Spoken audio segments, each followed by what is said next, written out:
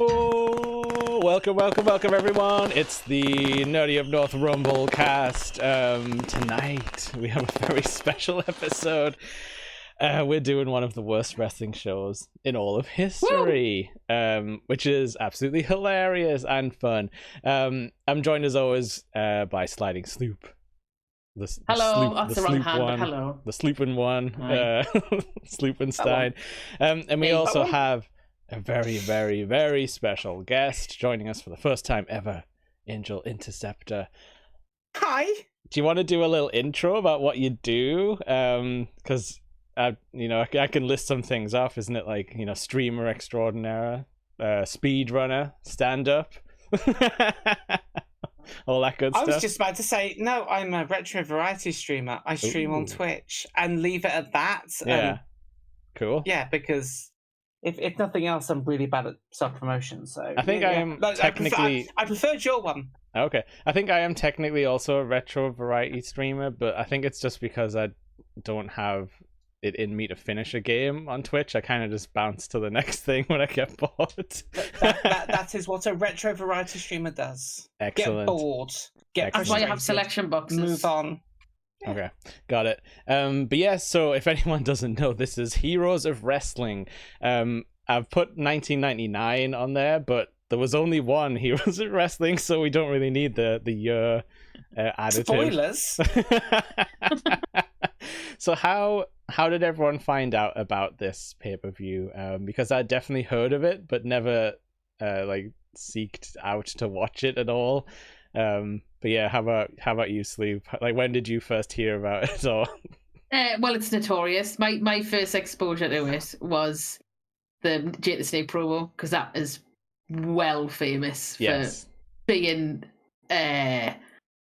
what it is, essentially. And I'd seen that clip a lot, and I'd seen that promo taken a lot. And then I'd seen spots of bits and bobs, and I'd seen videos about it being talked about and all that sort of thing. But I've never seen the whole thing all the way through. And I don't know if I will again. How's it affected you? Do you know what? Right, this is no word of a lie. I've mentioned this the other day. I think I messaged you after I watched it. I felt really depressed. So I actually went to my local shop and I bought some cheesecake and a bottle of Diet Coke, and I came home and ate a slice of cheesecake and drank half a bottle of a litre of Coke and just kind of sat. Just thought, this, mused on life a bit. What type of cheesecake was it? Biscoff cheesecake. Oh, see, that's the poshest cheesecake. Yeah, you were on definitely... offer. Yellow sticker. Oh, so it's not like your Tesco value cheesecake, is it? Sticking some Biscoff at the bottom. Oh, no. You probably went all out. Was it that bad? It was a pack of 2, and it was for pack of 2 slices. It was down to £1.62. Oh, it's reduced as well. Yeah, reduced. And so that just blew the bad taste right out your mouth. It did. And then there was an interesting wrestling video on Wrestling Bio's YouTube channel, which I watched instead to cleanse the mind. Okay. And that brought us back to reality. But it was... I have not watched any more wrestling after this, so this is just now my opinion of wrestling. You've already decided that you hate wrestling because of this. Yeah, it's over. But no, Angel, how did you... what's your history with this show? Or is it a fave bad thing that you like to watch? Yeah.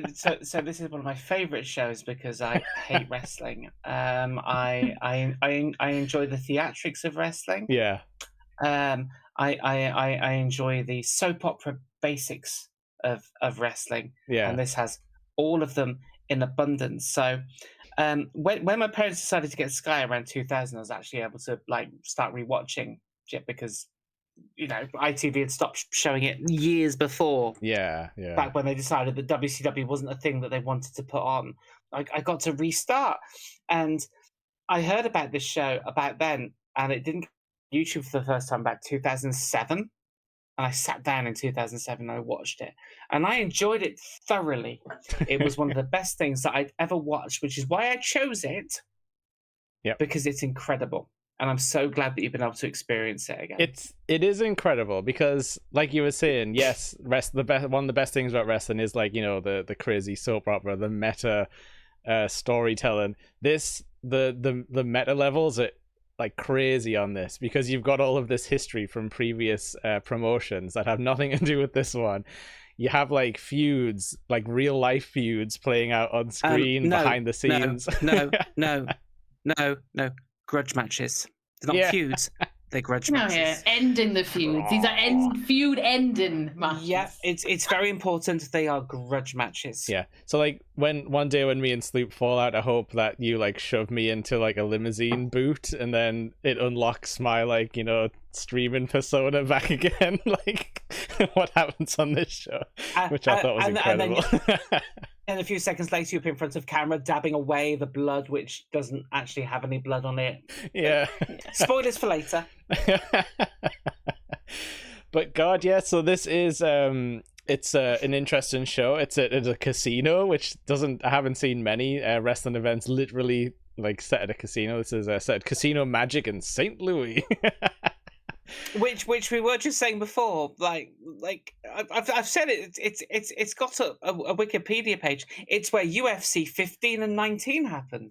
Amazing. Oh, wow. I tried to look up to see if there was any like, you know, I went on the Internet Archive and I was like, surely there's some like scanned pamphlets or something. I couldn't find anything about this casino. Oh, there's never going to be anything.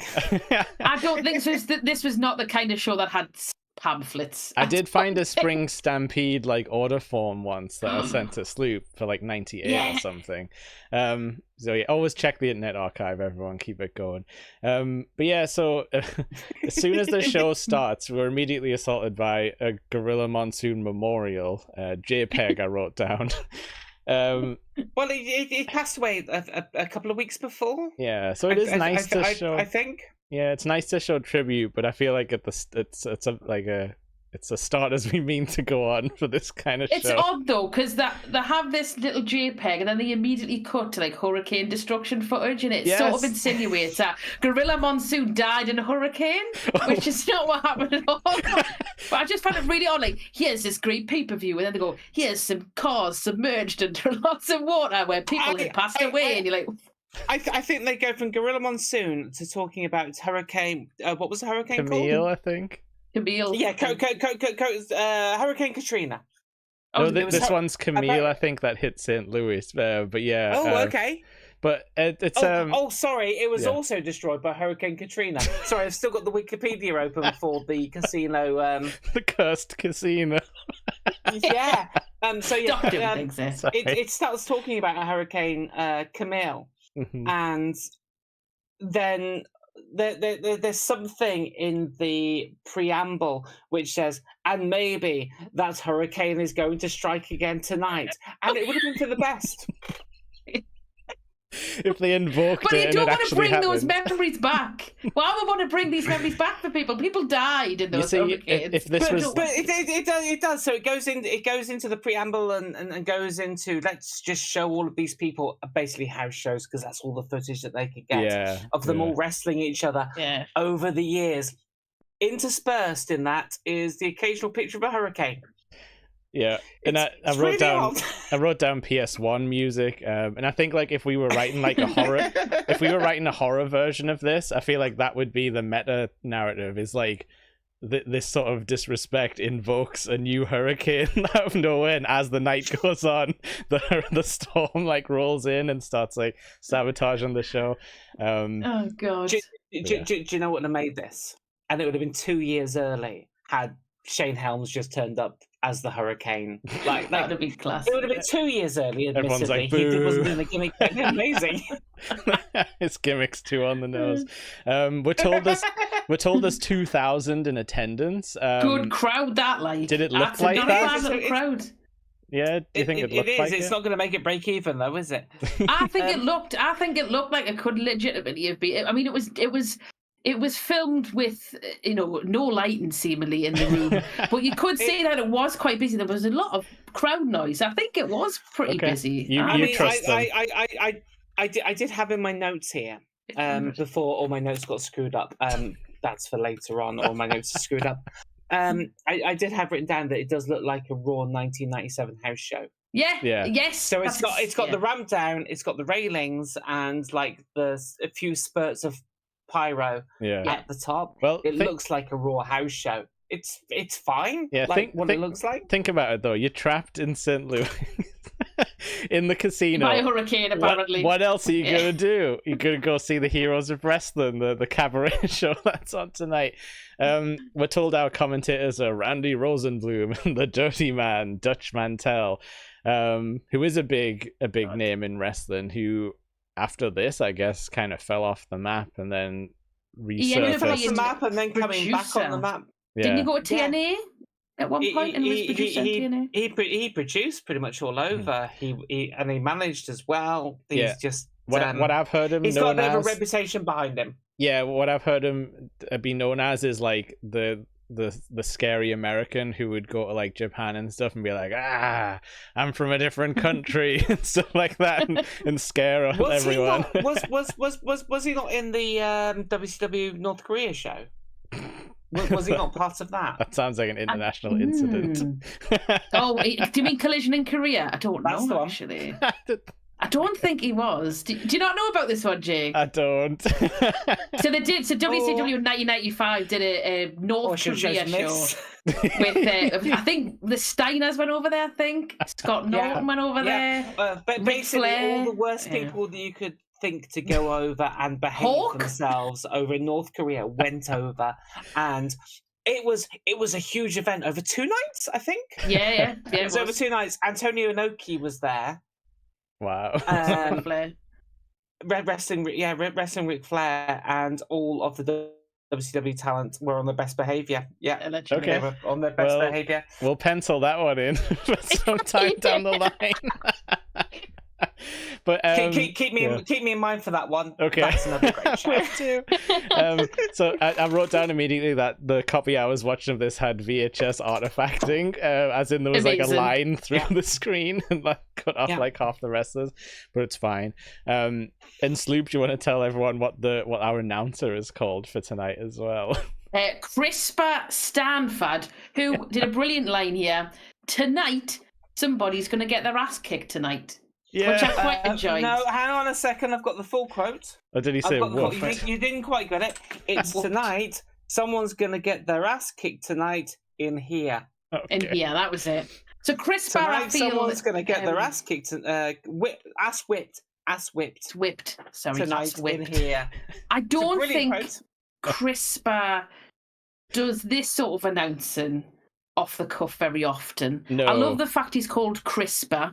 I really hope that is his birth name, because I can't think of anyone else ever called that in the history of civilization. If you've ever wanted to go to an event and see an announcer be filled with salad items, just to keep them fresh, he's the one.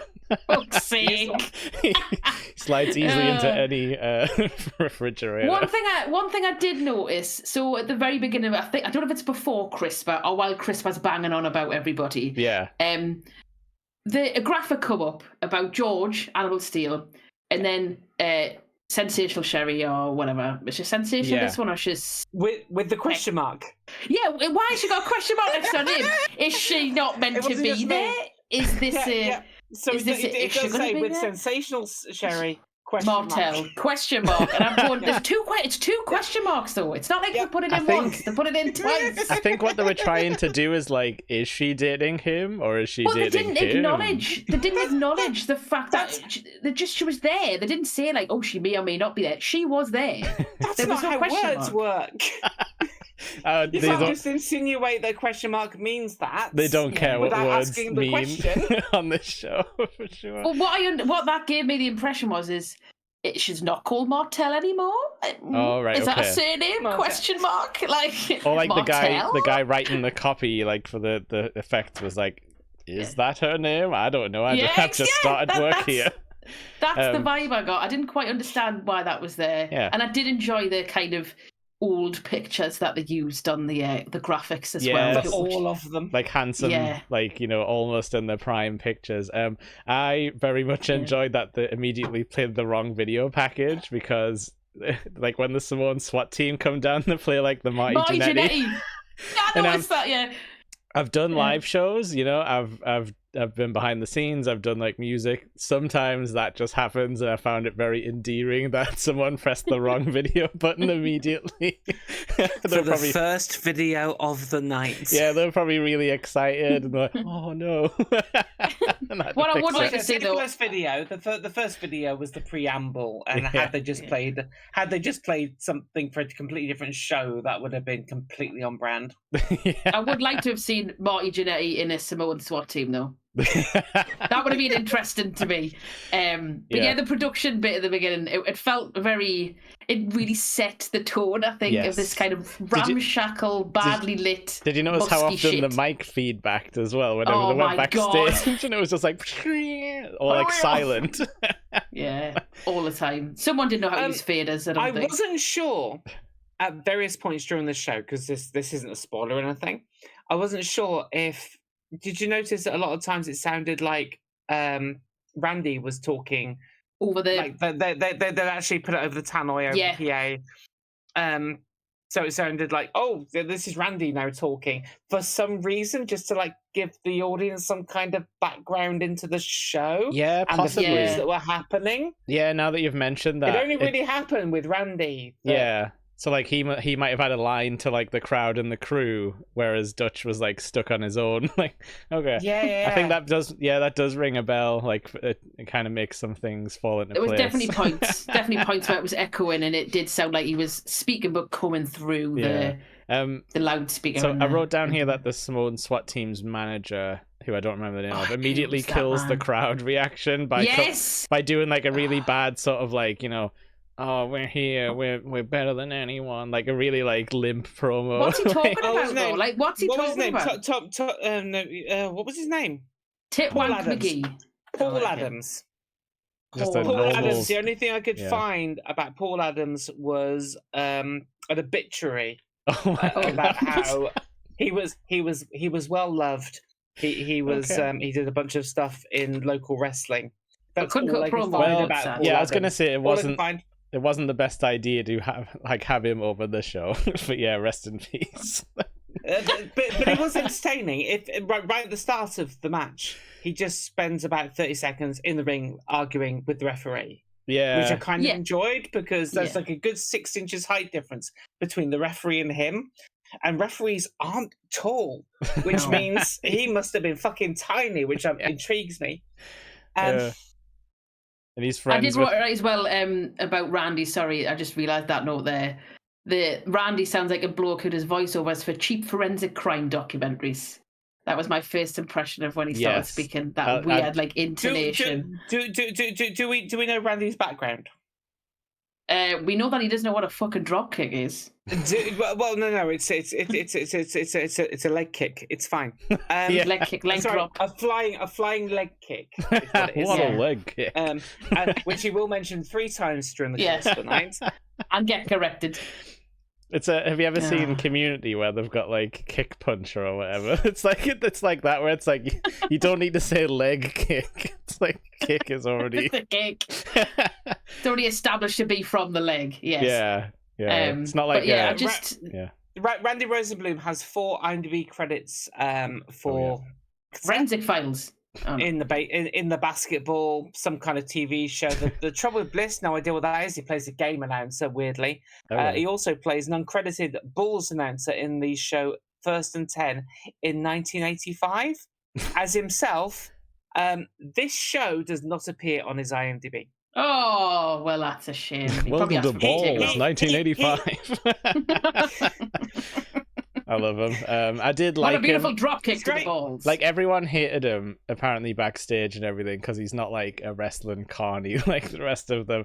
But I kind of liked that he was like the fish out of water, like the new guy to the promotion. I kind of like that energy. He did try. He did try, but he wasn't the only fish out of water. Like the backstage announcer. Yeah.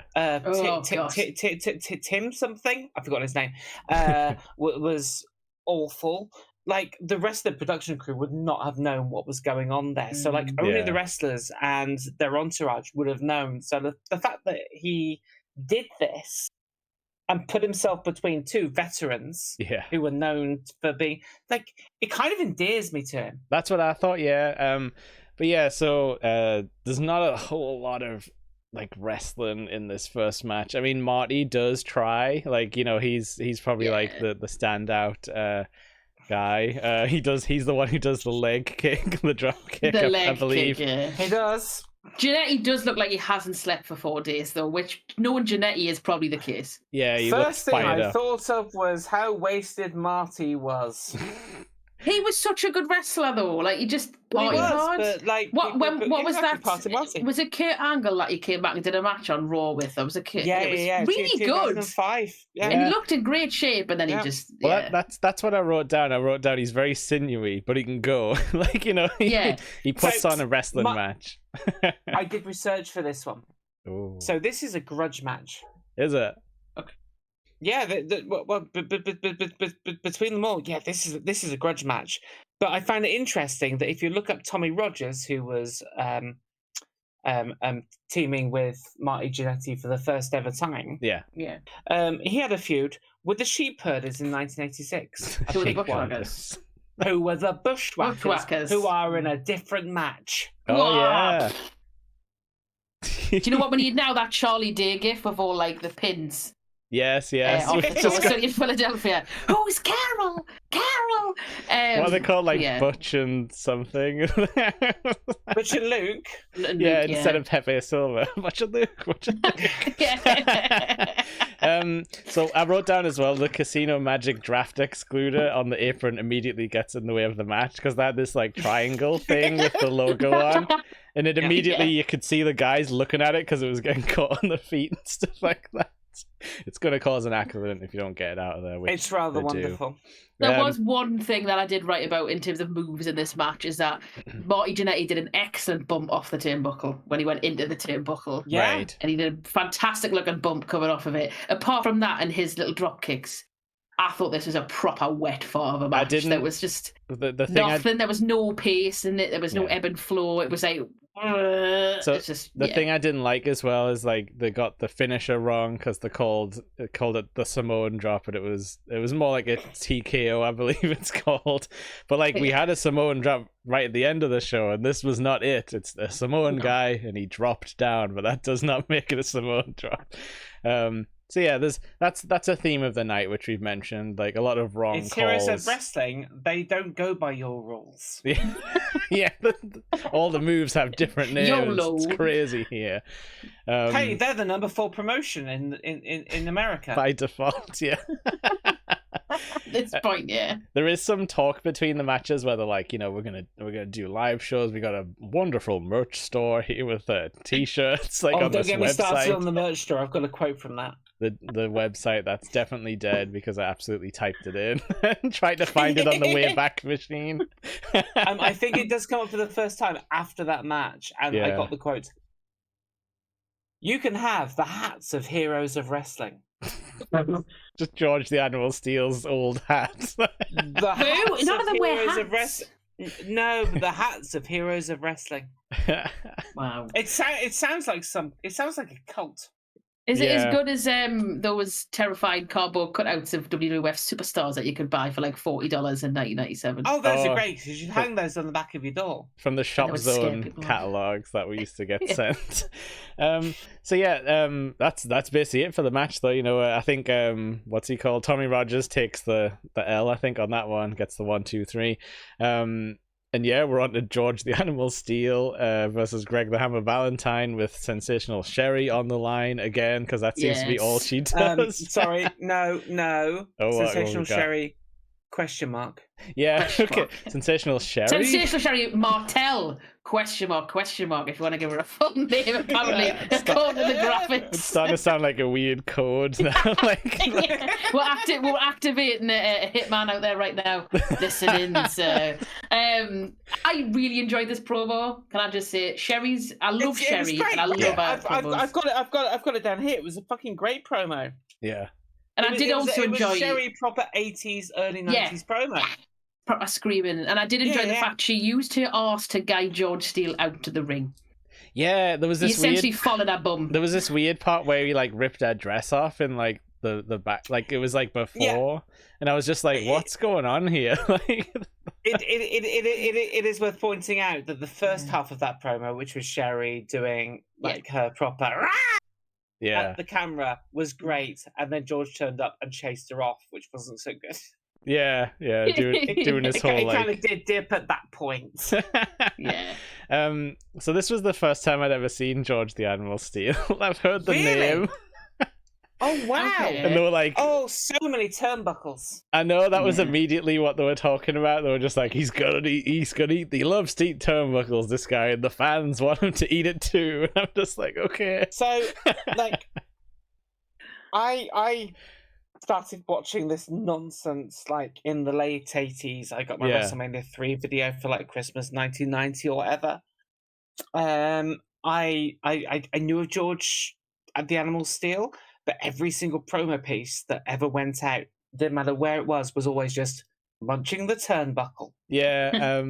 And that's what he was known for.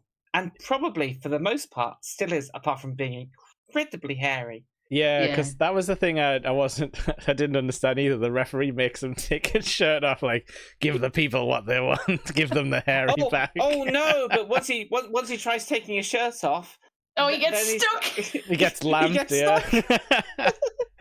One thing I did notice, sorry, just before we get into the actual action of the match, they didn't have any music for either Greg Valentine or George Steele or Sherri. Nope. The music is very inconsistent. Some people have it, some people have the same music, even though it's two different people coming to the ring. Valentine was doing a promo to the ring though, so yes, and I wrote down that he says that George is gonna lay down and die and get the figure four leg lock in this match. In that order? Is he gonna die first and then get the figure four? Okay. I did as well say that Greg Valentine looks like Michael Madsen if he's been left by a fire. And I did write down again that Sherri knocks the draft excluder, so she must have got caught. And George looks like a lost granddad. That was the vibe. It's the sense she's giving. Just my notes for this entire match are Valentine wins. Yeah, there was a little bit of like Sherri turned on him and she was like choking him out while he was like. I've got that as well. That she turns, although they try and not use the language of wrestling. Yeah. So they're like, oh, there's been a turnaround from Sherri. Yeah, and an about face. And Randy's like, what is going on here? Like, and like, and this puts Dutch on a very like sexist rant where he's just like, yes, you know, you can't trust Sherri and stuff like that. Yeah. And I'm just like, you know, axe it, you know, like that's Randy's job should be to cut him off when he's going like, you know, on these weird tangents. Like that's the one thing he'll learn if you kept up doing this. I did quite. I mean, the whole Sherri turning on both of them, because she would go to turn on George, then she would turn on Greg, then she would turn on George, then would turn on Greg. That kept it quite entertaining to me. The in-ring action was nonsense, and I couldn't. Bashed his head in as well, didn't she? Yeah, like... it proper. Was that our first chair shot of the night as well, though? I think so, yeah. It was a win for a chair shot, wasn't it? Yeah, but there was also like a foreign object which looked like a spoon wrapped in like tape. Yeah, which he stuffed back up his pants. Like a fat spork or something, wasn't it? And they were like, what is that? And they just kept on prodding each other with it. I did like the low blow. I did like watching it. I think it was which one got the hoof in the cock? I can't remember which one it was, but someone got a very nice low blow. And another thing I didn't enjoy there was a camera shot that lingered just that little bit too long on Greg Valentine's right arse cheek. Yeah, when he was putting the spoon up there. That was one. Just a nice close up of that right arse cheek. And the foreign object. Yeah, he does. This did come up with my favorite quote of the night. Yeah. Which was about George Steele, which was simply, he has wrecked our ring. Yeah, because he does in fact eat the turnbuckle at the end. Oh god! I mean, the following match is just full of what looks like polystyrene on the floor. So yes, because Rosenblum's like, "Oh, what's he done to our ring?" Like he's probably like playing the incredulous man. Our ring. Yeah. I did enjoy Sherri's bump over the top rope at the end as well. Yeah, that looked fucking great. She did it perfectly. Like, you know, where she put her hand out on the apron and like, you know, gracefully. With that throw over the top rope, there was a quote of, oh, well, this is a bad example to set to the youth of America. Yes, like don't try it at home sort of thing. Which I thought was wonderful. A bad example to set to the youth of America. What, by a 30-odd-year-old woman? Okay, sure. It was and worse. 2 old men with a I combined age. never looked how old 9. George Steele was in that match, because, like, I meant to go died. through looking for ages on everybody. He did I look think a he bit was like 8 when he looked a bit died. like my granddad if he like ate turnbuckles and was like bigger. But Right, yeah. he was 62 at this point, to be fair. Oh, to him. wow. Whoa. But we'll come to this later on. He was 62. I did mean to go through looking up everybody's ages because this was Heroes of Wrestling, and I think the next match is anything but. But Yes. Shall we? Yeah, Go I was for gonna it. say. So this is I'd never seen this kid before. Julio Neither did I. Fantastico. Yeah, nobody has, unless you've seen this. If, I tried to look him up as well. He hasn't had much of a career after this. I think he did show up Well, as like a jobber. He was 27, and he went into WCW and was a jobber, and he went into WWE and he was a jobber. Yeah, I think he had like one televised thing. I think for WWE. Well, they but, make a point that this is his first pay-per-view. Yes. Oh, Which wow. is because he's 27, it's his first pay-per-view, and that's what made me Google him, Yeah. because I Yeah. was like, that's weird. He's on a show called Heroes of Wrestling. Mhm. So like, who is he? Did he Who does he replace know? somebody? Did he No, replace someone? Oh, no. I think he was here to do a good job. Yeah. as they said This- repeatedly during the match, Lucha Libre match. This was the best match of the night for me. It was. Personally. It was, In I terms agree. of actual entertainment. It didn't, there was bits where it was clearly botched and the missed Yeah. stuff, but there was at least an immediacy to the proceedings, and it wasn't just silly nonsense. It was like, oh, Yes. that's quite good. Because this is And they were like quite was talented. Too Cold Scorpio as okay. well. So we Yeah. get the speed does pick up, after the last 2 Yeah. slow matches. What were you thinking about Too Cold? He looked really cool in this one. I liked his outfit and like his hair and I mean, everything. this is a year after he left WWF, I think. Yeah. He's in better shape, because I remember when he was Flash Funk, he'd put a bit of chub on, but he looked well He in better was shape. looking after himself at this point. He's probably the most talented fucker there. Yeah. Oh, aye. He did you see like how stiff his kicks were though? I did write that down. He probably caught him in the side of the head a few times. Oh, I'm doing a show called Heroes of Wrestling. Well, I'm going to take it out on whoever I'm up The against. young Oh, upstart. it's Julio Fantastico. Oh, well, I like your name. I did enjoy as well at the beginning of this match with Lou on commentary saying this was this the is when greatest Lou of all Albano came on, time, yes. and he's like pumping and going, "Oh, this is historical. This is the No, greatest, Yeah, sorry. greatest thing of all time." Like, We buried the lead. Relax. Captain Lou Albano This comes is out. the greatest production of all time. That's is it, the that's quote. it. Look at these This is the greatest graphics. production Listen of to all that crystal clear audio. Look at this beautiful lighting. There is absolutely nothing wrong So- with this building. I know Lou as Super Mario from the Super Mario Yeah, Brothers Super yeah, Show. yeah. He's the guy who does the Mario. Amazing. He popularized the Brooklyn do, accent do. for Mario, basically. Do the Mario, Yeah. shake your arms.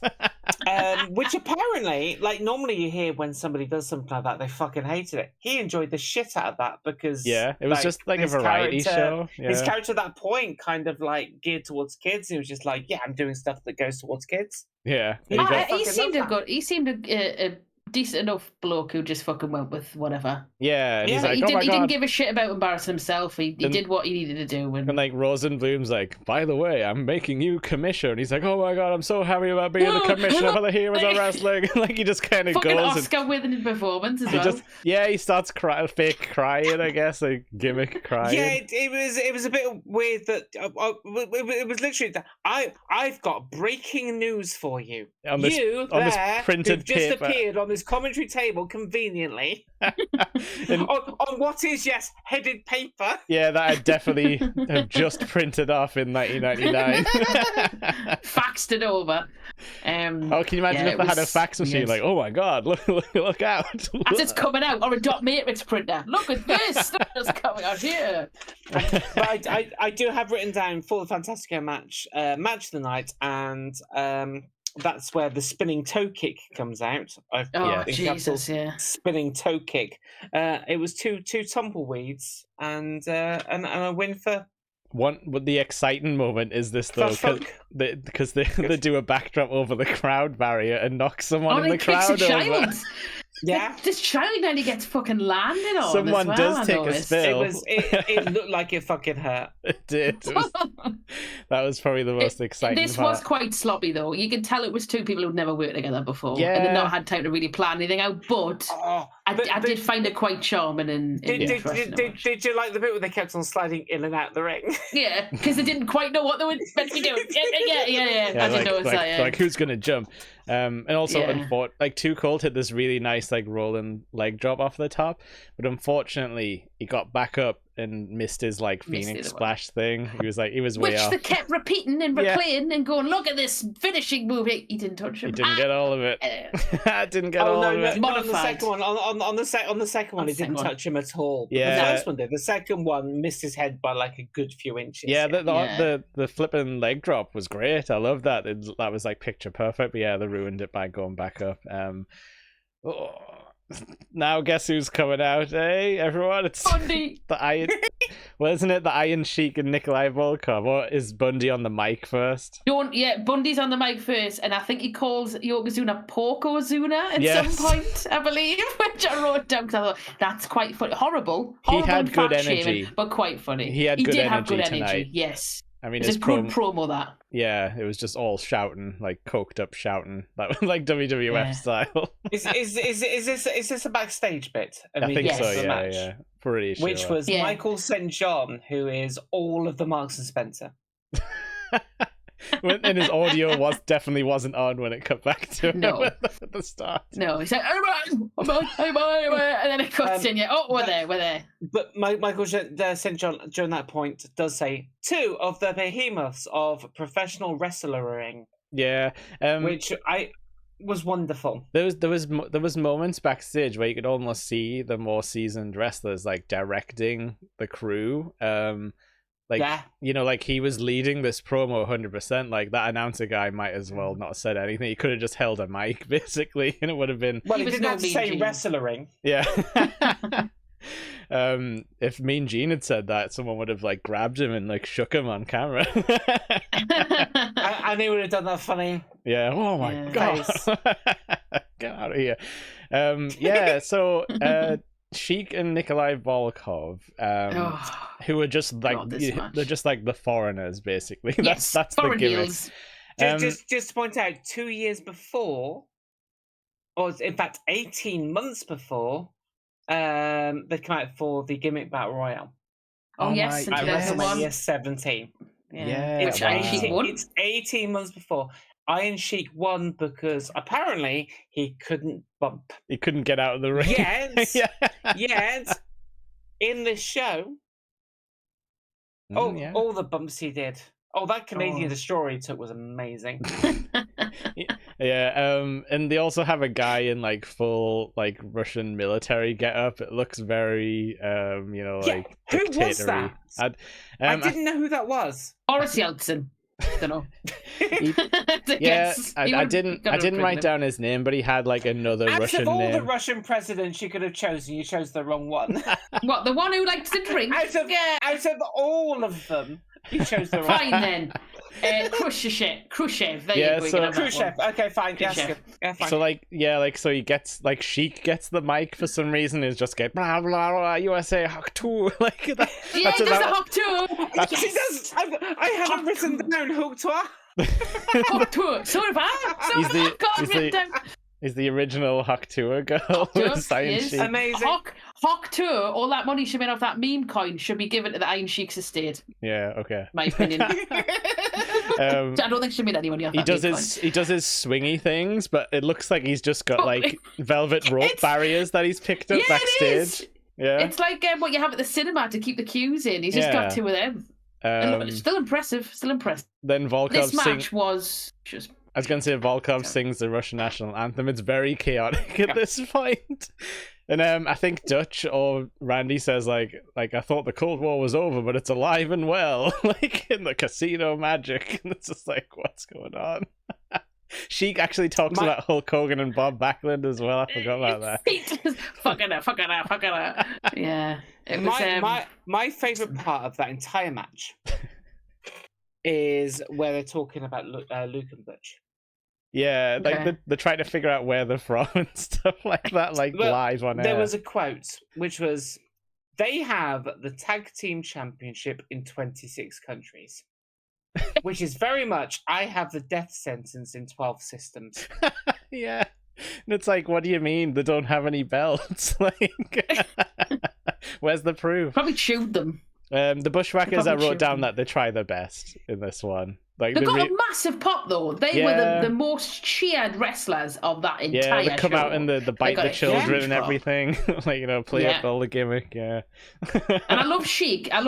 Right? Iron Sheik was hilarious. He can barely walk at He this looks point. ill. Yeah. He looks like he's no, pure waddling. he can walk, he can bump, and Waddles, in he 18 waddles. months' time, he will win a fucking battle royal. Don't start an Iron Sheik. He waddles, right? He waddles at this point. Yes, he's ambulatory. He's mobile in that sense. But he's waddling. He's clearly his I knees are have gone. never heard that word used in terms of a wrestler before. Thank you. It's the biggest word that's ever been said on this podcast. He walks at this point like his testicles are too big and that he's shat his pants because he's got bad knees and he can't take the weight. And he's all promo and that's He's fine. only about 52 at this point as well. It's He's He's not had, old. he's had a rough paper round. He's got but... good charisma though, and he's a good presence. But Yeah. he should be wrestling at this point. This match was fucking shit. He's 57. He's 57. Sorry, 57. So, At that point, this is the worst match. I wrote by down that far on this card. Volkov looks terrifying because he looks like It's- the yeah. angriest old man in the entire world. It's a Bushwhackers match. It's Yeah. the worst match of the night. That's how it works. Yeah. Yeah. I did love the bit at the end though, where like, hello, I'm in Russian garb. Hi, I'm gonna stop you from fighting. Now Yeah. you're gonna be happy, and now we're happy. Yeah, they're hugging They're out. sending the crowd home happy. Like there's a couple of weird moments, like the Rosenblum calls him the Iron Curtain a few times, I believe, which I, Yes. which I think is more. Yep. It's more the tag team's name, but he definitely refers to the Sheik a couple of times as the Mhm. Iron Curtain. Yeah. Which It totally does. I wrote down as well. Volkov's too tired to sell. I think at a point he's just like standing there getting like fake punched. Yeah. And they keep It's talking just about Australia. sad.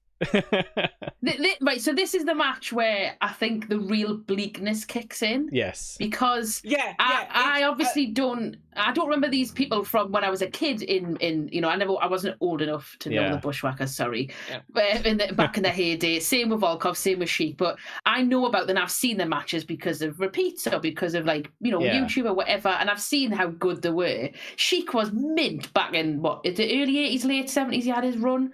And he was cool as fuck, and Volkov was pretty decent. He was WWF champion. Yeah. And then dropped it. Did he beat Hogan? Like he had He that. dropped Hogan. He dropped it to Hogan. Yeah. So he beat Backlund Yes, that's correct. and He then shot dropped on it to Hogan in like 1982. Yeah. And you just watch him then, and then you see him here, and you think, and I get you'd be doing this because money Yeah. and being a wrestler, you don't have a pension. You probably didn't get that much money back in the day, and if you did, you probably spent it on getting your knees fixed or whatever. So I Yeah. understand the need to keep working, but it just makes us sad because you can see them straining and struggling. You can see them like just not being. They know that they're not good either. Yeah, like and I think it this must is- be this sad is- for them. This is one match after the 27-year-old Julio Fantastico. I'm Yes. just pointing that out. So Yeah. and like people like we don't want to see the old wrestlers get hurt, and people complain No. when people complain a bit when they come out and just do like the gimmick and then go away, but that's preferable to this.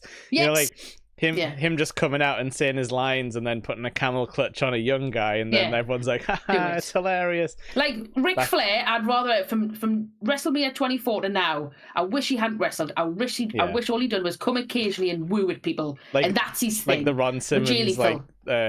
contract. Damn. Just do that. That's fine. I have notes for this match which I've just found. Go for it. One of them is a commentary, not exactly the Mensa members of wrestling, which I quite liked, For the Bushwhackers. to the Bushwhackers. Yeah. The kid that was constantly shouting "Russia sucks" all the way through. Oh, Yes. God. There was the match, like a good 6 minutes of it. Like proper like getting involved. I'd like when like crowds get involved. So, but there was a couple of evil children in this crowd. even when nobody who was actually involved in the match as like the 4 people were Russian. Anyway, it's fine. Yeah. They've got Bushwhackers win. Was that it? Yeah. I think like sorry, yeah. A comment that comes up as Luke leaves the stage at the end. He's licking everybody. That's the one thing I can't get behind is the licking of the general public. The licking. The biting is fine because they can fake that, but the licking they can't fake. Yeah, and they were they can very, put a hand in the way there. They were very sweaty at the end, and they were like rolling around. And it was a quick count. Yeah, this was like, get it over with, like get these old men back to a couch backstage. They need to sit down. The Bushwhackers were in their 40s at this point. Get away! Yeah. Wrestling was hard on people. Doing this takes it out of you, man. Their shoulder I can't believe I'm doing a Google search for Luke Bushwhacker. Careful what you type. Don't put Rule 34 in afterwards. Although I appear to have just Googled Luke Bushbusher. The Bushbushers. They're from somewhere else. At this point, no, okay, fair enough. He was 52. All right, okay. Fine. That's fine. Give Luke some slack. Okay, so this was my sort of moment of the night. Was the Tully Blanchard stuff? So. Like, I made jokes about him getting shoved in a car boot, which was funny, objectively, but it basically transforms him back into an angry wrestler. And he does this like promo where he's just going, I'm bubbling up, I've still got the fire. Like, it's just like, this is going to be exciting. I have 2 notes for this regarding that. One is it's an awful promo at the start when Tully doesn't know what he's doing. Yes, he was saying he's like mopping it turns his into fake a blood. fucking great promo. Like as soon as he starts doing like the old 80s, rah! Yeah, he's all over it. It's great. Yep. But like it starts off like all over the place, like, oh my god, this is somebody like in the 60s, 70s doing a wrestling promo and they shouldn't be doing it. And then looked him up at this point, he's 45 years old. Really? God. He's 45 at this point. I stress again, being a wrestler ages you. Horrendously, especially back then. He's 45. What I did like, though, was when he was dabbing his face. He's dabbing his face to get rid of the blood. And there's no blood there. And he starts doing this like he's drooling. Yeah, I need to mop my drool. Like what he's doing, he's at a restaurant, he's had a steak, and he's just got some shit on his mouth or something. He starts... It was the fluff from the boot, Like... I did like that. I did like the promo. I agreed completely with Angel. I'd start off a bit like, "What's he doing?" And then all of a sudden he gets fired up and he's getting that feeling back. It's a really good one. I've tapped back into that sort of element of his sort of thing. Yeah, I did write down here. Stan Lane's a better announcer than CRISPR. He's pretty good. Yeah, he's totally good. He comes out and he just point out. Yeah, it's worth pointing out at this point. Stan Lane, 46. He looks in better shape. He looks scary though. Against Stan Lane, 46. I don't understand it. Stan Lane had a good Gale haircut as well. Oh my god, I've got no here saying he looks like 2025 Billy Gunn. No, he does. He's got I get it. Yeah, he does. He's got the hair and the physique. Yeah, not totally. Daddy ass, Stan Lane. I wrote down as well. Sorry, so some guys still have no music. Like, these guys, I don't know.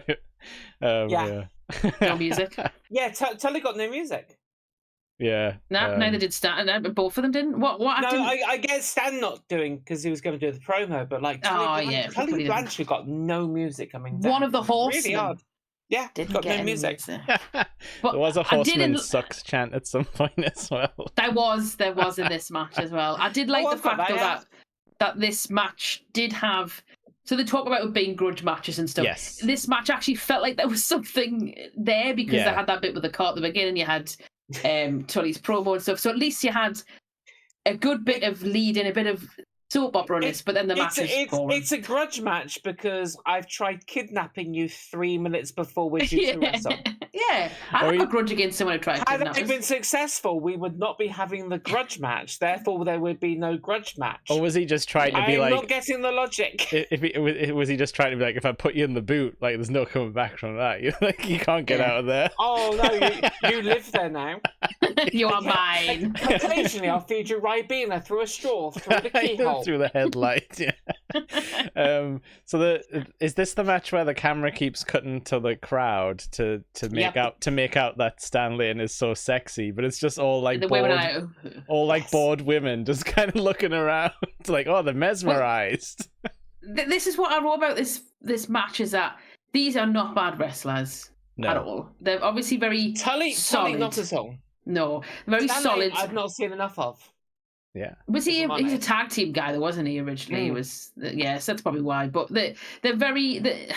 They clearly know how to tell the story in the ring, and they do that. But my complaint about this is that it was almost so simplistic that they felt that there was no threat in what they were doing. It was just like fight, Do you know what I wasn't mean? it? Like basically. Yeah, and that's fine sometimes. But if you're gonna do that, there needs to be a bit of blood or a bit more stiffness to the action, and there wasn't quite. There needs to be blood in the promo outside where you're dabbing away blood. Yeah. I did also write down this in a night of questionable finishes, this one was pretty bad because they did the whole like backdrop, but he accidentally put his shoulders down too long, and I'm just like, why are you doing this at the end of this match? Like, just keep it simple. At first, I didn't know what had happened at first. No, I was like, I didn't until rang they the did. bell, so I went back and watched it Until they did the replay and then talked about the shoulders, and it's just like you've dug your own grave on this one. You've killed the hype, and now you have to explain it, and it's just making it worse. And I'm just like, well, my actual notes for this was, what the fuck is that finish? Does anyone know what happened? What's the decision? What kind of rough shit is this? Both shoulders down is bad on a pay-per-view, which is so dark that the audience can't see what the hell happened, and we can't tell because it's recorded on a tatey. Yeah, exactly. That's what I wrote. Just like, what the fuck? My notes for this are what Sloop said. Yeah, that was the feeling though. Yeah, very disappointing. I think this is where we cut back to Jim. What was it? Jim Anvil. Jim Neidhart on the Anvil. Yeah. Jim the Neidhart Anvil. Yeah, is what was said by Tim Brooke Taylor. I can't remember his name. Tim. Doing the backstage interviews. Tim the Neidhart Anvil. He does correct himself.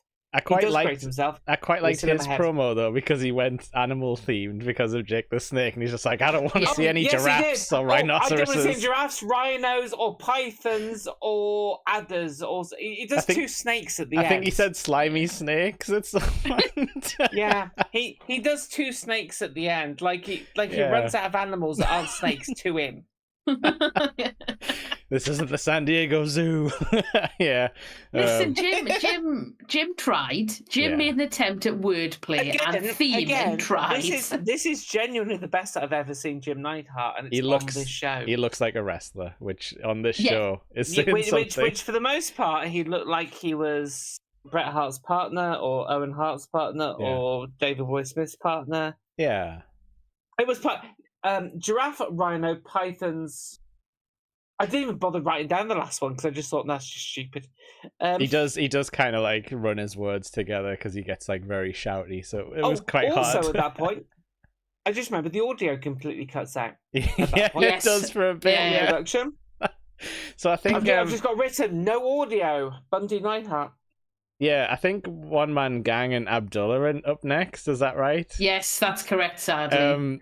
So One Man Gang just kind of comes out and goes like, "Doo!" like, okay, is that his gimmick? All I've got written is three things for this one: lots of blood, one man chain gang, which I hate, and spraying perspiration. Oh God! Well, he's just dripping. Four things. I'm going for a wee. That's absolutely fine. I do have something to say. Please discuss this match. It's not great because they do talk about you directly. They say, for the hardcore fans, this is what you like. Is that correct, Sloop? As a fan of hold on. I wrote this down. I am a hardcore fan. I did not enjoy this Dutch. For me, it was just bloodletting. Yes. It was just bloodletting for the sake of bloodletting. Now I like hardcore stuff, but I like it when there's a story there, or there's a tension there, or there's a build up of the weapons, or there's a bit of something more behind it. This is just two large men with implements stabbing each other in various areas of the head, mainly. If anyone doesn't know, it was really... Yeah. Sorry. Also, I was just going to say, if anyone doesn't know, Abdullah the Butcher's gimmick is he sticks people with a fork. He's a madman from Sudan. That's what they call him. Yeah. He's apparently a nice guy in real life. Yeah, and he also used to run a house of ribs, I think. When he retired. But I don't mind some Abdullah matches, especially if you look at some of the stuff he did in Japan. Yeah. Excuse me. Some of the really early 90s stuff he did in WDCW and late 80s or whatever. And yes, he's known for the bloodletting and for the forks and all that sort of stuff. Yeah. But usually there's another wrestler in there who's just as kind of invested in the whole thing as he is, or is a better storyteller. Yeah. And he was this big monster, whereas these two, I just didn't get what they were trying to purvey, what they were trying to show, what they were trying to do. It was sloppy. There was just nothing. There was no weight behind any of it. And it was just sort of like people just stabbing each other in the head. I just put really sloppy, nothingness, crowd don't give a shit. It's just ugh.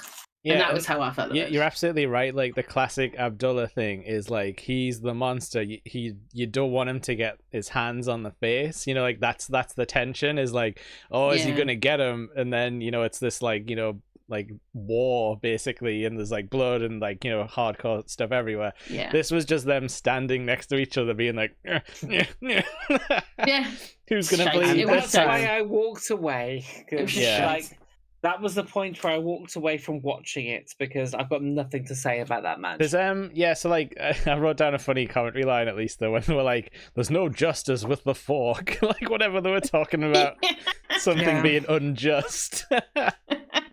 I don't know if either of you are on Facebook and you've seen what everyone started showing, which is like wrestlers' foreheads. Like, there's been a meme that's gone around the last couple of days. Abdullah's is horrendous. Yeah, Abdullah's is there. Like Devon Dudley's isn't there because that is proper. I'm guessing that's not there, but I'm guessing it's the fault of AEW for doing the nail board spot. That's probably why people are talking about this kind of stuff everything again. is AEW's fault. Yeah, it's so funny. Like, we haven't done an AEW one yet, but maybe one day. Maybe we'll do the one that is referencing this, where Jake the Snake plays blackjack on AEW. So he's at least got a sense of humor about this show now. It starts to get dark with a lot of blood. I can't remember who wins. I don't think it's important if. It's not important. It was shit. I'm pretty sure didn't Abdullah win, and it was crap. The show keeps sliding because notorious murderer Jimmy Superfly Snuka is up next. Versus where's my sheet of paper that says Snuka murderer? Like 4 times, did you say?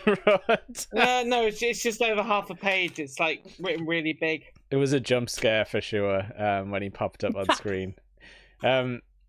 Versus Cowboy Bob Orton, who is Randy Orton's father, I believe. Randy's daddy. He is, and there was a lovely quote earlier on, like right at the start of the pay-per-view, which is, "There's bad blood between these two." Oh my God, they were referencing Christ. that. Which we probably need to explain. A little bit. Is it HIV that he has? No, hepatitis. Hepatitis. Okay. So when like 4 years after this, Bob Orton would appear in WWE. Yes.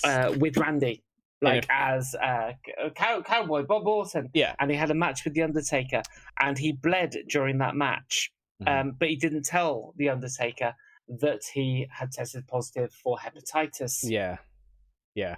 So which immediately fucked him off and screwed Randy up for a bit. Yeah, and the crowd knows this, and it gets pretty dark in this match. But we'll try not to dwell on that kind of thing. I wrote down, this is two drunk dads fighting at a barbecue vibes, because they were just sort of like lamping each other and sort of like rolling around. It's weird. This is two wrestlers who have never taken steroids, as far as I know, because they've never had to bulk up, but they've both got the steroid gut. They've both got the... That's beer and painkillers. It is. I did say there was a lovely clothesline that Bob Orton did to Jimmy Snuka, which was clearly meant to send him over the top rope, but Jimmy just kind of went, oh, and then bounced back forward again. And then I did put, like, Snuka was, for me, extremely low energy in this. Yes. He didn't do that much. He was very kind of like, languid and... I'm like, I've seen him in the ring. Really? So, what, in the film? Yeah, in the ring. It was weird. He coming out the television, was he murdered bunches of people. It was weird. No. Back in 2009, I went to the O2. I saw Raw being filmed, and it was during that point where Chris Jericho was doing the stuff with for the wrestler, right? With what's his name? Mickey Rourke. But it had Jimmy Snuka involved. It had who else did it have in? He was with like two other people. Oh, like legends, like and Chris was the young guy being like, I hate you guys. Ricky Steamboat. Ricky Steamboat wrestled that night. It's like the only time I've ever seen Ricky Steamboat wrestle. It's really fucking cool being able to see Ricky Steamboat. But it was part of that like same angle. And it's just like, and it's Jimmy. Yeah. Can he do a splash tonight? Who knows? He technically does one tonight, but it's really bad. I do want to call out Cowboy Bob does a really good stalling suplex, which I did not expect to happen in this match. But they did like Bob was good in this match. Yeah. I think for a bloke at his age, and he hadn't really wrestled that much, I don't think, up at this point. Would you like to know how old Bob was? Yeah. I'm going to say 48. Did you like his curly fro as well? 48 would be the same age that like AJ Styles is now. Okay. And you would be completely right. He's 48 at this point. I guess the Bob he had that AJ Styles, Bobby Lashley kind of age. So. Oh man. I'm just guessing because 99 Randy would have been like 20 or something, so I was guessing 48 based on that. But no, I did quite like him. I've never seen the Cowboy Bob Orton wrestle. I enjoyed how gravelly his voice is, and his curly hair was very fun to look at. Love the poodle hair. But he you wonder where Randy gets his promos from, because they don't sound the same. Nah, not at all. You can see a bit of Did Randy ever have poodle hair? Can you imagine when he was in the? I want Randy to have poodle hair. He had little bit curls. Like, I demand Randy Orton turns heel and grows a poodle perm out. And becomes a cowboy. He could probably becomes a cowboy. It'd be great. I imagine he ends his career like that. It'd be fucking amazing. Yes. Him against I don't know somebody. Gets poodle hair. Starts like doing the legend killer thing to like proper fucking legends. Gets hepatitis. It'd be amazing. Just like a tribute. Reenact this show, The Heroes of Wrestling, somehow. Oh dear. Okay, so he hit him with the Superfly leap, I believe. Randy says, which isn't right. And also it's like a Superfly leap. It's like a standing splash that ends the match, and it's just bad, and it doesn't look great. It was a crap finish. It was like a distraction, and then Bob turned around and went, "Oh!" and then Jimmy like, "Wee!" and then it looked shit. And I will say that there was a bit. It did sag in the middle when Bob Orton was just working Jimmy's arm for about 27 minutes. I wrote that down. Like... I wrote that down because it causes the commentators to have to like spin their wheels, and they're really not good at the improv stuff. It's one of the only rest holds during the entire pay-per-view, which is really weird. Yeah, I think they just had enough. They just were like, "You all right, Jimmy?" Yeah, Jimmy's like, "I'm not getting back up, man. I can't do it." Just hold the arm a bit. I did write down at the end, Cowboy looks genuinely pissed at the crowd because they do turn on I him. fucking would be. Yeah, they do turn on him pretty bad. In a kind of this is too real. Yeah, there is a slur that comes up in that repeatedly for about 5 minutes, even after the match ends. And the commentators reference it, but don't sort of comment like whether it's supposed to be. It's weird. You can tell it's like a 1999 wrestling crowd. Yeah. And there's because it's still very much just like, oh, South Park's a thing, we can say this. Yeah, and there's kids chanting it, which makes me think the parents told them to shout it because, it's just it's gross. It's I wrote down it's dark-sided. This was like the turning point of the pay-per-view where it stops being funny, and the dark side comes in. I think it's from this match. My favorite quote is, "Go ahead, hit him, dirty son of a." Good did you? That's my favorite. Good you. Okay. From that one. But guess who's coming to the microphone next, everyone? It's Jake the Snake Roberts with his famous. Now Angel now needs to do the promo. Yes, you have to flip to that. I've section. written down Jake the Snake. 30 seconds. Oh Jesus. You know what? I'm going to do some in all voice. You have to do it in his voice. I can't. You can. I can't get into the snake. That was good. It started good. Into the snake. It's what this pay-per-view is most famous for. Yeah. You know what I'm saying is this. You get a casino. Gosh. You could see why you should gently. I'm struggling with my writing as well. It probably doesn't say gently. Gently, let me leak you something. No, let me tell you something. Yeah. Anvil. You don't want to play cards with me because I'll cheat. Yep. Okay, I cheat. You want to play 21? I got 22. You don't play blackjack. I got 2 or 3 too. Yeah. You don't play aces and eights. I got too many of those too. You don't gamble with me. 90% correct for my own handwriting. You know what? Wonderful. Amazing. And this is the part that I was talking about where Jake, he starts directing the cameraman and stuff. And he's like, look at Damien. Yeah. He's like, look at me, boy. But he also is standing off. Like, he's standing to the side. He's not facing the camera. Like, it's a whole mess. It's, so he shows him the snake. And then he's like, and everyone chant DDT. DDT, and then he's like, think about it. Just walks away. What I did write about this is that this promo is grim. However, it seems like he's vaguely lucid enough to attempt wordplay, even though he's pissed as a fart. It was probably filmed a couple of hours before. Yeah. The interviewer looks terrified of the whole thing as well. I would be. And I would still contend that this promo is, one, probably better spoken and more realistic, and more entertaining than about 75% of the current promo content we're having on wrestling. Yeah, okay. Yeah, there's a lot of bad improv going around, but this is like, at least it's short. This is quite sad and bleak. Yeah, it's short, and there is a theme there. It's just not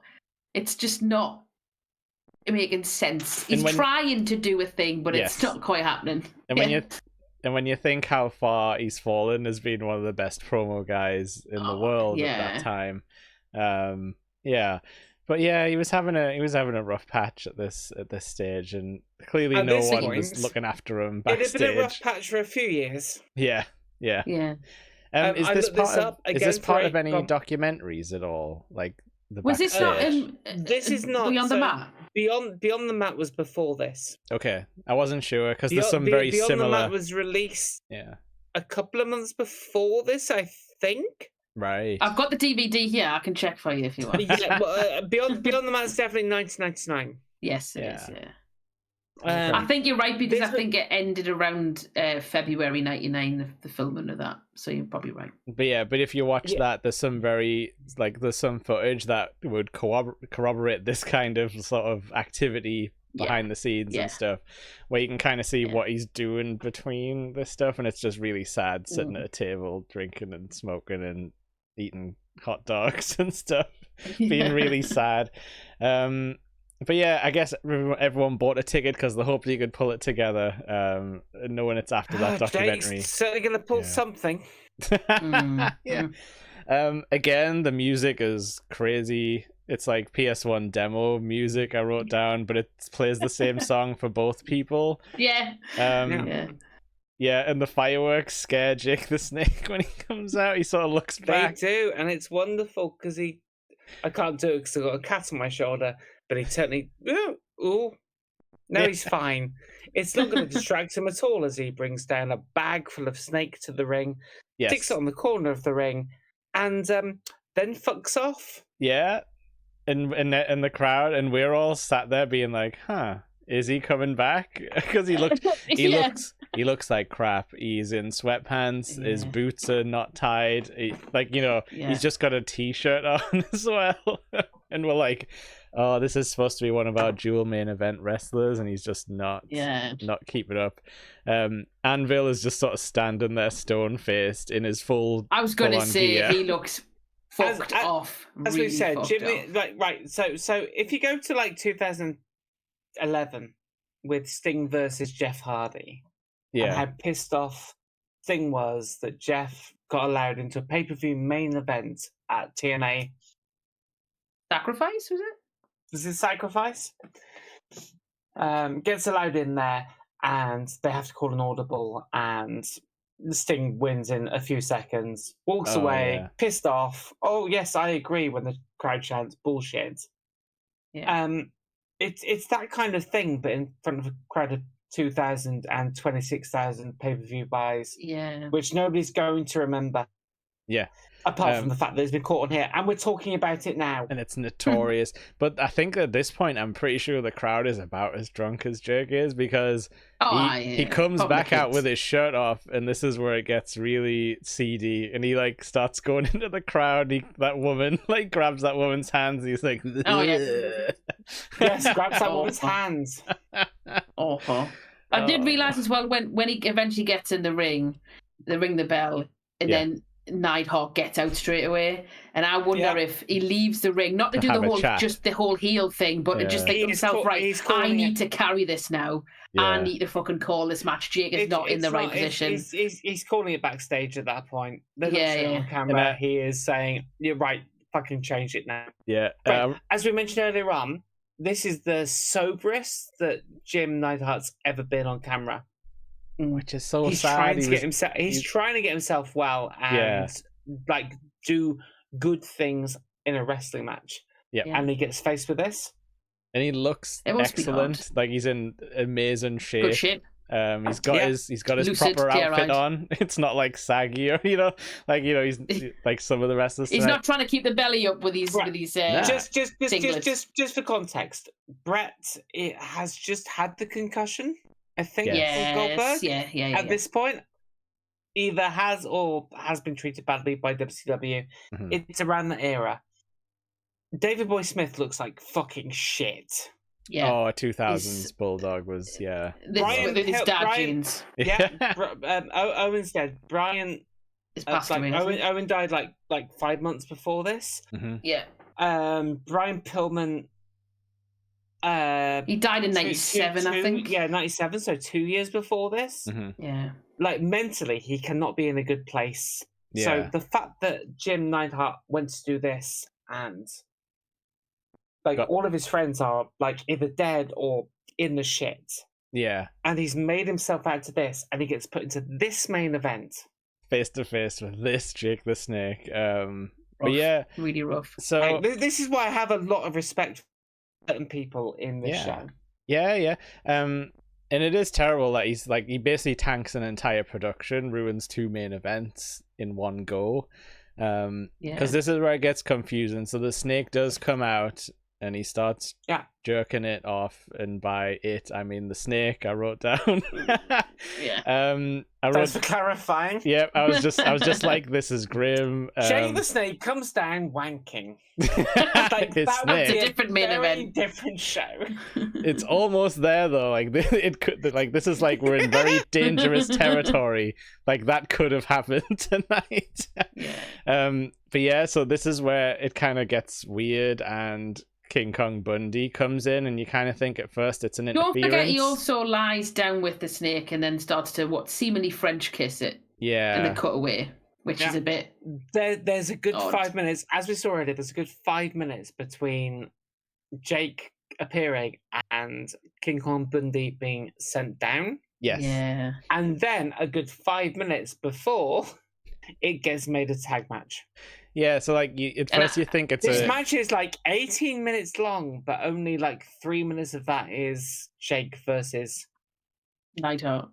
yeah, and Or like, anybody. I you mean, I will say as well, himself. Neidhart's doing a lot of, in between the Yeah. old snaky wiggling bits, Neidhart is trying to make it work, so you can see before he gets a snake out, he's doing, simple stuff, punches, hammer locks, just to keep something happening in the ring, so people can't tell that. I mean, people can tell Jake is rat-arsed, but he's trying to make something out of nothing. I mean, to be fair, the snake goes. right, I'm going to say, to be fair to the production crew of Heroes of Wrestling, they should never have sent Jake Yeah, out, obviously. yeah. But at least they realised and tried to do the best that they could under the circumstances. Yeah, which is fill up the ring with 3 more men, giant men who might be able to pull something together. Yeah, so like Jake's like too drunk to sell, so like he's taking technically moves, but he's kind of just writhing around for most of it and not really like reacting properly. So there's like weird comments here because everyone's like, oh, let's just let wrestling be wrestling, keep the social commentaries out of it and stuff. So is that Dutch trying to be like, don't talk about like Jake's like background or anything, this is just wrestling? It's like you can't ignore it. He's staggering around, pissed as a fart. It's like it's happening right in front of you. At some point they just start smashing Jake the Snake's head in with chairs, I'm guessing to try and keep him down, like keep him on the ground. He gets like 3 or 4 This will chair make you shots. sell your shit. That's kind of what I think. It's like a bit of a receipt, like, stay down, like, like this is the sign to just lie on the ground for the rest of the match. Yeah. Bundy did not look happy when he come down either. He looked fucking pissed off as well. And he's the one who does did the he say chair bullshit shots. at one point? Probably. I'm sure he mouthed bullshit when he came down as well, or he mouthed something. Yokozuna comes out here like a rabbit in headlights. He's kind of just like, what do I do? he does like a few moves, but we kind of get some.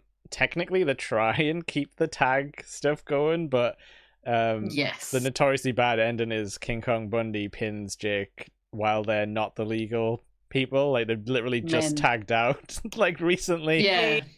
Is that notoriously bad? Is that worse than Sting just randomly pinning Jeff when he's high on everything? Yeah, I think it's just. I'm one not of sure those... which is the worst ending, to be honest. Like it's a pay-per-view which 25,000 people bought. Yes, and it was. Is that worse than whichever TNA pay-per-view that was, which would have been far more? And you cut the main event so short that feels wrong in a different way. Okay, yeah, I suppose so. Let's put ourselves in the seats of the bookers. How would you have fixed this? Because my thing would have been have King Kong Bundy take Jake backstage in a fight, and we just forget about it, and we swap them. We do Jim Neidhart versus Yokozuna. Yeah. I'd say send the Bushwhackers the main in. event, and the commentary would be like, "Oh, well, I guess we're having a main event right now." Yeah. He's been attacked. It's Yeah. such a shame. He's been put in the boot.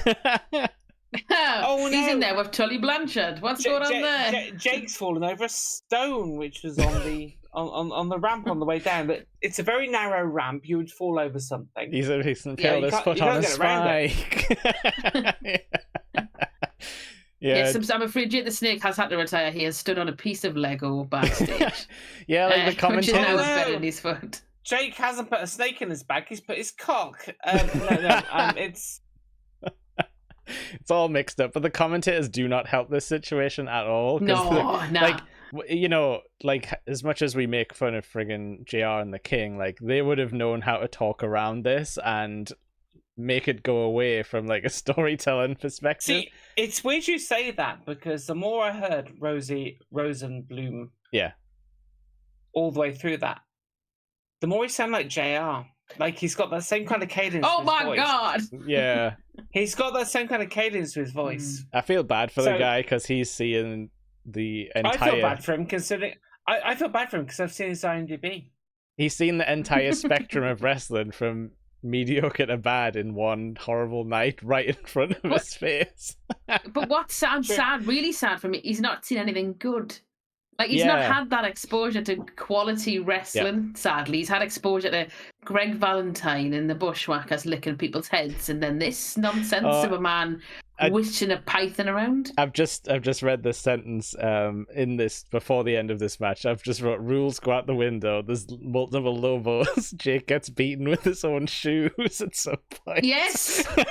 It's ridiculous. I mean, another thing I just was really shocked at, where he alluded to this early on, was just how big Yokozuna is. Yeah, he's got a big butt. He is so big. Once again, he would be dead in a Liverpool hotel room 12 months later. Yeah, and there is very much a reason for that. He'd actually lost some weight, like in his mid-90s WWF career. Yeah, he did drop weight. When he dropped down the card, it was weirdly in time with when he lost weight. Yeah. Then they fucked him off for 1996. Yeah, and he went into the Indies, and he was basically. Oh, we never mentioned the whole. There's at least we have the former Bushwhackers, and we have the former Yokozuna. Yes, he's called. We never mentioned that. Can't call them. Yeah, the former. They are the former. So we've been talking about Rodney, I suppose, all this time without being able to talk about it because you're going to get sued. I'm pretty sure Yokozuna is just like the title for the top sumo, so it's not even. It's not supposed to be his name, really. So they probably could have got around that. Yeah, but just call him Alan then. Yokozuna Alan. It's WWF in 1993. Of course, they're gonna fucking trademark everything. Of course, they're gonna steal a Japanese like word and just. It's the only way they're gonna get any fucking money in 1993. Yeah. So yeah, some random bald guy comes out who I guess is one of the bookers or something. He gets the Samoan drop to send the crowd home happy. The commentators cannot stop talking about this like Bundy Jr. guy, but they don't know his name. They're just like, who is this man? And I'm fair play to this bloke that come out though. If he is one of the bookers, one, he showed his fucking face and went down to try and help. Yeah. And he looked terrified, like, oh my god, this is all falling apart. And then he has the balls to go in there and go, do you know what? Fuck this. Just give us a Samoan drop. Yeah, you do. He put himself to do that on me. Yeah, go on then. Crack on. And he does squish him pretty bad. It's like, it's not an easy one that he takes. I mean, with the size of Yokozuna, I don't think there is, once he's in flight, I don't think there is any sort of break. Unless that is the flaw. No, it's a bit like when poundage. It's a bit like when Vader crushed Mick Foley when he did that thing. Yeah. That bump. But so it just goes off the air. Pretty much. It disappears, yeah. That's it. It ends and then goes into that wonderful music that you pointed out earlier. Of the direct TV music. Very old TV style, just, you know. Oh, it's so good. We're gonna kill some time because this as Sloop, like, I didn't think about it, but yes, this show goes off the air too early, so it just gets stuck on like the channel like default music. The old direct to V. They must have cut the feed, which then would reset everything to just like the background. Insane, absolutely crazy. Like, I just the last sort of comment I had about once this had finished. One thing I did point out was they tried to get Jake to do a DDT. Yes. Because they tried to get them to do it, and he was so rat-arse he just couldn't do it. And then Yokozuna went, oh, fuck this, then I'll do a Samoan drop. At least I'll get to see his one fucking proper finisher. Yeah. And then I just typed after that, bleak, all in caps. Bleak. This was all so fucking bleak. That's just how now I've seen the whole thing. I absolutely understand why it's got the reputation that it's got. Yeah. It's really depressingly bleak. And it's not bleak. It is in parts. It is a microcosm of 90s wrestling. Yeah. It can't all be good. It can't all be at the top. Very true. And there are certain people that will do anything to stay relevant. It's almost like Darth Marenghi's Dark Place of Wrestling. Yes. Yeah. Yeah, it is Darth Marenghi's Dark Place of Wrestling. It's like when they go through the portal opens, and then imagine the portal opens and fucking, I don't know, Neidhart, Anvil Man comes out. The portal would have been wrestling your way. Yeah. Yeah. Or Skip the Eye Child wrestling in the ring. But yeah, we've done it. We've done it, gang. We've covered Heroes of Wrestling. Thank you so much for the suggestion, Angel, because as much as this was bleak, it was funny in a kind of I can't look away from this TV train wreck. I mean, I've also suggested Collision in Korea, so I feel doubly responsible for anything that happens on this channel, and I'm so sorry. No, I think to be honest, I said this to Sloop before we started watching this. I was like, I'm probably more interested in watching bad wrestling than good wrestling at this point in my life, because I think I'm just in it for the fun times at this point. I like bad things. I like bad video games. I like bad films. I like bad wrestling. I like to see the good and the bad. Like, I like to see the extremes of I don't need to see the good. I don't need to see the good. I think it's good to see both, because then you can. No, Sloop. No, you can, but then you have a good yardstick for what is bad and what is good. No, I just go for bad. Angel lives in the abyss. But you don't know it's bad. It makes me feel better about my own existence. That's fair. That's totally true. Fair. That's why I watch The Room. I think maybe Zach could be a filmmaker. I was going to say I felt good about myself in comparison to some of these guys. Like, I feel healthy. I did think after watching this, maybe Zach should become a wrestler, and maybe Zach could be on a pay-per-view like this and be better and more sober. Yeah. But it is bleak in terms of it's almost like watching your heroes turn to dust live in front of you. But it's also... It is entertaining in, like you said, you can't look away. I think kind of fashion. Dust is generous. This is soggy. This is mold. Like, this is gross. Decaying. Okay. Well, watching for favorite wrestlers decay essentially. But we did it. Okay, so next show we have had a suggestion from our very own Sammy, who podcasts with me about Marvel movies, and she does monsters. She would like to do the St. Valentine's Day Massacre. My god! In your house. Really? Because that was one of her VHS childhood tapes. Jesus Christ! I fucking love that show. Okay. There was a couple of good matches on there. So have you seen the poster recently? Can I get a live reaction? Can you both Google the poster, because it's in light. Is it the one that I think it is? With I know what the poster is, but I will give you a in light reaction. of current events. It takes on a very sinister vibe. It's about a year or so ago. It